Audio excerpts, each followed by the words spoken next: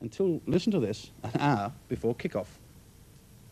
Well, that's one of the sweeping changes which has been introduced by the club's new player-manager, Lou Macari.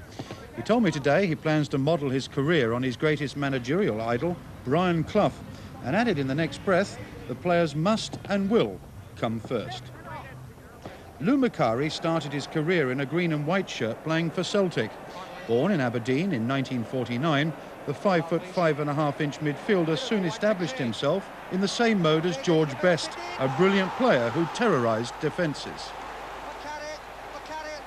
In May 1972, Macari scored 2 goals in Celtic's 6-1 defeat of Hibernian, a match which set Macari on the road to Manchester United. He was sold to the Red Devils for £200,000. Macari went on to score 90 goals. The transition from the first to the fourth division, has it been easy to adapt? Not really, because this is where I began in sort of this environment. You know, I wasn't always at the top. Like all footballers, we all started at the bottom.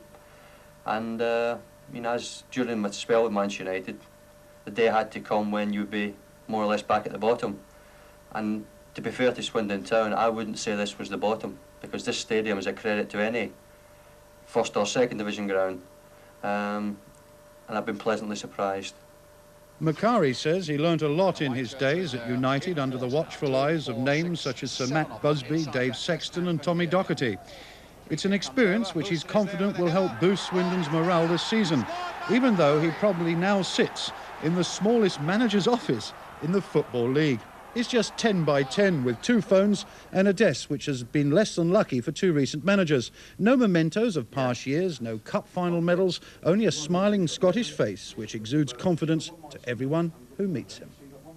I'm interested, while we sit in your office here looking around, it is probably one of the plainest and barest walled offices I've ever sat in with a manager. Well, and you don't like all that? No, well, we can't win a game in this office, I'm afraid. I mean, on a Saturday, once the players go over the line out there and onto that field, that's where it all begins. We can do all our talking we want in here during the week, and we don't get any points for it, and we don't move up the league table. And not a pin in sight on the board, which is rather nice too, because I don't think you even believe in that, do you? All this pin pushing and points allocated for performances and things like that. No, I mean, I've told the players, work hard, show me a response, and I'll respond to them.